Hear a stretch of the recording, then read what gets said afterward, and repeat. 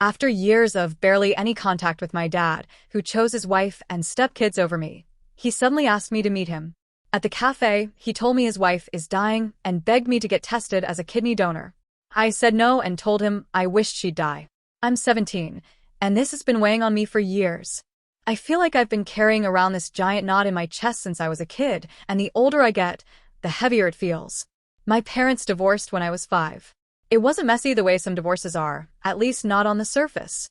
They agreed on 50-50 custody, and I went back and forth between them every week. I was young, so I just accepted it as normal. Growing up, both of my parents loved me in their own ways, but they were very different.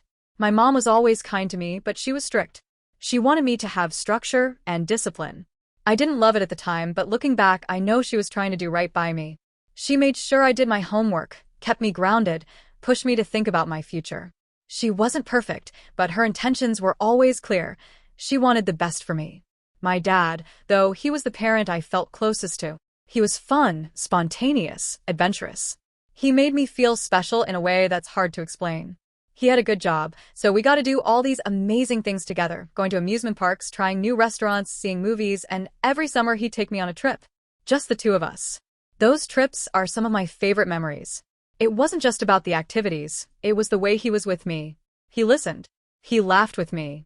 He made me feel like I was his world. And my mom always supported that.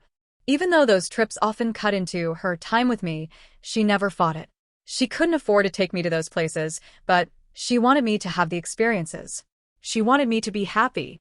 So she let him take me, even if it meant losing some of the little time she had with me. I really believed I was the most important person in his life. And for a while, I think I was. But everything started changing when I was 10. That's when he met the woman who is now his wife. At first, I was happy for him. My mom had already remarried by then, and her new husband was a good man. I saw how much joy he brought into her life, and I wanted that for my dad. I wanted him to have someone who made him happy. So when he introduced me to his new girlfriend, I tried to be open. She acted sweet, and she said all the right things. But something about her rubbed me the wrong way.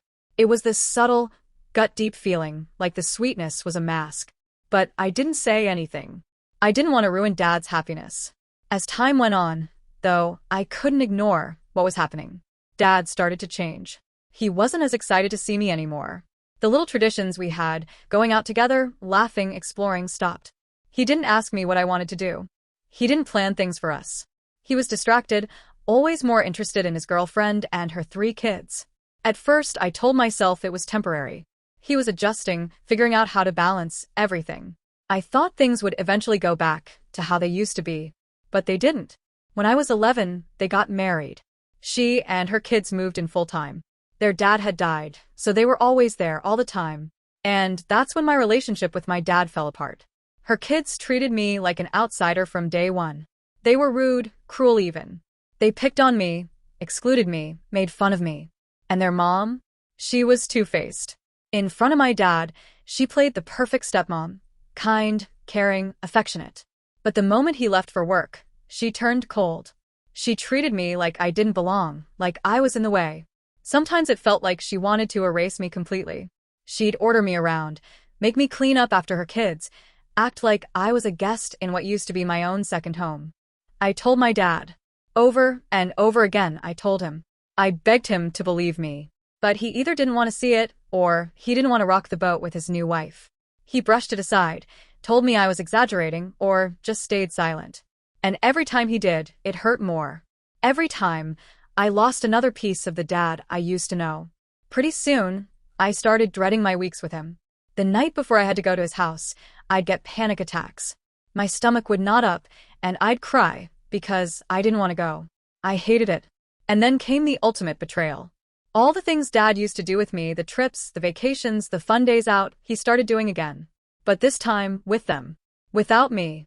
It was like he took everything special about our relationship and gave it to his new family instead. And the timing was always cruel. Every vacation, every big trip, it always seemed to happen during the weeks I was with Mom. It was like he planned it that way. I'd see the photos, hear about it secondhand, and it would feel like a punch to the gut. Like I'd been replaced. When I was 13, it all came to a head. He told me he was taking them on a 2-week vacation to Europe. I begged him to take me. I said I didn't care where we went, I just wanted to be included. But he shook his head. He said he was already paying for 5 people and that he thought I'd understand since I'd been on so many trips with him before. But I didn't understand. Not at all. I remember my voice breaking as I asked, why them and not me? And when he didn't answer, I just exploded. I told him he didn't love me anymore. I told him I hated him. He looked hurt. I could see it in his face. But he didn't argue. He didn't defend himself. He just stood there, silent. And somehow, that silence hurt more than anything he could have said. From that point on, something in me shifted. I stopped expecting him to come through for me. I stopped expecting to be included. He still treats his stepkids the way he used to treat me. He's fun with them. Supportive. Proud. He cheers for them at their games, takes them on trips, laughs with them. With me, he's distant. Detached. Like he's doing the bare minimum to check a box. When I asked him why he treated us differently, he told me it was because they lost their dad and they needed him more. Do you know what it feels like to hear your own father tell you that someone else needs him more than you do? That the bond you built, the love you thought was unshakable, is somehow less important because you're not a tragedy? It broke me. By the time I turned 15, I had already lost most of the hope I had left for my dad, but that year was the breaking point. The final straw. It happened after one of the countless arguments with his wife. She had this way of needling me until I snapped, and that day she went further than ever before. We were shouting at each other, and suddenly she grabbed a fistful of my hair and yanked hard. Instinctively, I reached back and grabbed her hair too. It wasn't about wanting to fight her, it was just pure reaction, defending myself. And then my dad walked in. He didn't stop to ask what was happening. He didn't pause to get the full picture. He just saw me with my hand tangled in her hair, rushed over, tore us apart, and before I even had time to process it, he slapped me across the face. It was like the world stopped for a second. My dad had never laid a hand on me before. Not once in my entire life. The sting of that slap wasn't just physical. It cut through me deeper than anything else he'd ever done. It was like in that one moment, he chose her over me, completely and without hesitation. The second his hand landed, I saw his face crumble. His eyes went wide, and then he broke down. He started apologizing immediately, telling me he didn't mean it, telling me over and over how sorry he was. He even started crying right there in front of me. But all I could feel was shock, numbness, betrayal. I didn't scream at him. I didn't fight back. I just walked to my room, shaking, and packed my things. Every shirt, every notebook, every piece of me that still lived in that house. I stuffed it into a bag. And then I picked up my phone and called my mom to come get me. When I walked out with my bag, he was waiting there. He was begging me not to go, crying, apologizing again and again, telling me he didn't mean it, telling me we could fix this. But in that moment, I was done. I wanted nothing to do with that house, that family, or the man who had just hit me. My mom showed up, and I walked out without looking back. 3 weeks later, we were standing in a courthouse. I told the judge, clear as day, that I wanted my mom to have full custody. I told him I didn't want to go back to my dad's, that I wanted nothing to do with him anymore. The judge listened, and he granted it. My mom got full custody. I'll never forget the sight of my dad in that courtroom, crying the entire time. He tried to talk to me after, outside the courthouse. He wanted to explain. He wanted me to give him another chance. But I couldn't. I told him to leave me alone. I told him I never wanted to see him or his family again. And I walked away. After that, things went quiet. Almost. He still texted me. Not every day, but enough that I couldn't forget him. Holidays, birthdays, little check-ins. Sometimes I replied, because as much as I hated what had happened, I still missed the dad he used to be. The dad who once made me feel like I was his entire world. And sometimes I didn't reply because the pain and anger were too much. But one thing I noticed, he never forgot my birthday. Not once. Even though he was forgetful about almost everything else in his life, he never missed that. Every year, without fail, there was a message. And I won't lie, sometimes that mattered to me more than I wanted to admit. It didn't erase what happened. It didn't make me forgive him. But it reminded me that somewhere in there, beneath all the mistakes, he still thought about me. For years, my only contact with my dad was the occasional happy birthday or Merry Christmas text. It had become a kind of rhythm between us. He'd reach out on the big days, and sometimes I'd reply, sometimes I wouldn't. It was distant, but it was also oddly consistent, like a reminder that even though we weren't in each other's lives anymore, he hadn't completely forgotten me. Then, out of nowhere, yesterday my phone lit up with his name. A call. At first, I just stared at the screen. I hadn't heard his voice in years. Usually, I would have ignored it, but something in me felt like this had to be important. So I picked up. The second he spoke, I almost didn't recognize him. His voice sounded tired, worn down. But he was kind, gentler than I expected. He asked how I was doing, and after a few minutes of awkward small talk, he got to the point. He asked if I'd be willing to meet him at a local coffee shop. Just him, nobody else. He said it was serious. I hesitated. A big part of me wanted to say no, to protect myself. But another part of me, maybe the younger version of me who missed her dad, couldn't resist. So I agreed. The next day, I walked into that coffee shop, and there he was. He looked so much older than I remembered. More tired, more worn down. When he saw me, he smiled, and the first thing he did was ask if he could hug me. He said he missed me so much. I froze for half a second, but then I nodded, and we hugged. For a moment, it felt like I was 10 years old again, back when he was the dad who made me feel like I was his whole world. He told me I was beautiful, that he was proud of me, and for a second I let myself believe him. We caught up a little, nothing too heavy at first. Then his expression shifted, and I could tell something big was coming. He told me that about a year ago, his wife's kidneys had failed. She's been on dialysis ever since, but it isn't going well.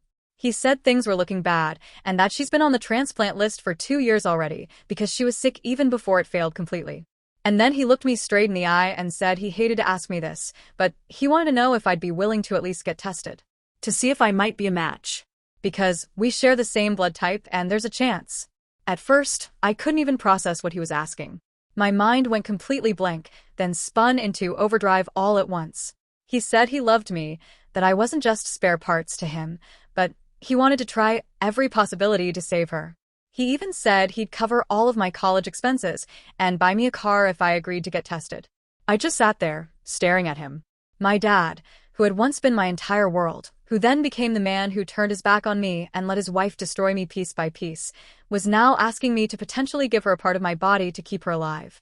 I felt my chest tighten. I told him no.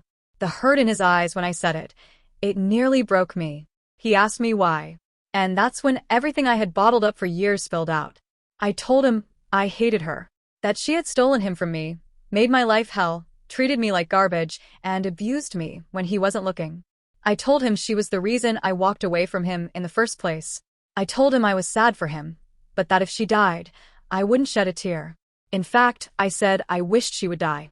The words came out colder than I even meant them to, but I didn't take them back. He sat there, looking devastated, and for a long moment, he didn't say anything. Then, softly, he said he figured I'd say that, but he had to try. He told me again that this didn't change how much he loved me, that I'd always be his little girl. And then, as if to prove it, he told me that no matter what, he was still going to pay for my college. He said he wanted me to have a good future, free of debt, even if I never gave him or his wife anything in return. We talked for a while longer after that, about life, school, and my stepdad.